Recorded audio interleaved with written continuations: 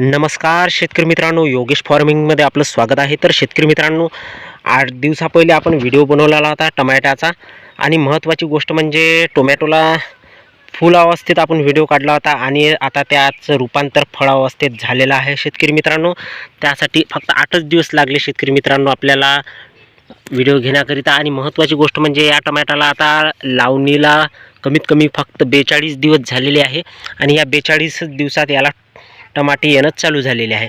महत्त्वाची गोष्ट म्हणजे यावर कोणतीही फवारणी न घेता शेतकरी मित्रांनो फक्त शेवट म्हणजे महत्त्वाची गोष्ट, खूप दिवसांनी 2च फवारण्या काढल्या आणि त्यामध्ये स्वस्त टॉनिक मारले आम्ही।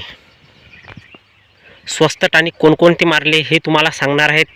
त्यासाठी तुम्हाला शेतकरी मित्रांनो चॅनलला सबस्क्राईब करायचं आहे। आणि महत्त्वाची गोष्ट म्हणजे हे कोणत्या जातीचं टमाटर आहे हे तुम्हाला मी पहिल्याही व्हिडिओत सांगितले, हे वीर जातीचं टमाटर आहे। आणि महत्त्वाची गोष्ट म्हणजे यावर कोणताही रोग आलेला नाही अजूनही। आणि यासाठी शेतकरी मित्रांनो सगळ्यात पहिली फवारणी घेतली ती एक्स्ट्राची, ज्यामुळे आपले थ्रिप्स मावा तुडतुडे हे कंट्रोल होते।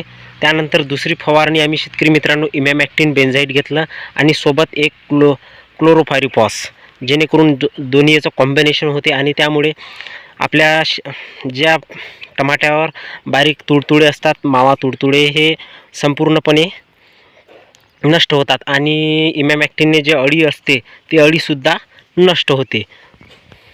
आता याला आपल्याला कोणती फवारणी घेणे आवश्यक आहे जेणेकरून आपली जी सेटिंग आहे फुलाची हे चांगल्या पद्धतीने व्हावी आणि आपला माल चालू असावा। यासाठी आपल्याला सगळ्यात पहिल्यांदा आपल्याला फंटॅक प्लस घ्यायचा आहे। त्याचबरोबर शेतकरी मित्रांनो सोबतच 0050 घ्यायचं आहे।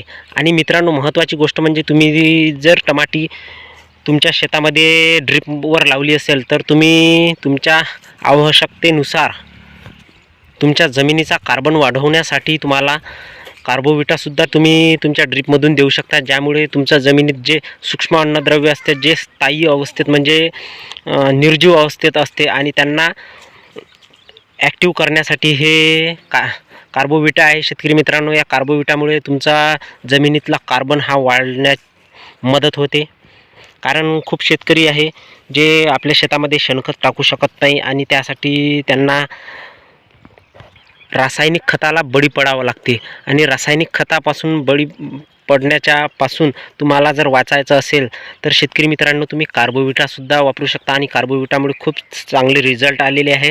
शेतकरी मित्रांनो महत्त्वाची गोष्ट म्हणजे तुम्ही कोणताही एखादी फवारणी घेऊ शकता। यामध्ये मी तुम्हाला जे फवारण्या सांगितल्या आहे त्यामध्ये तुम्ही तुमच्याकडे जर जे फुलं धारणेसाठी चांगल्यात चांगलं टॉनिक आहे ते मारू शकता आणि आपल्या या टमाट्याची जे गुणवत्ता आहे ते वाढवू शकता। तर तुम्ही पाहू शकता शेतकरी मित्रांनो खूप सारे टमाटे आहे याला आणि चांगली सेटिंग धरलेली आहे। तर व्हिडिओ कसा वाटला कमेंटमध्ये सांगा आणि लाईक करायला विसरू नका। धन्यवाद शेतकरी मित्रांनो।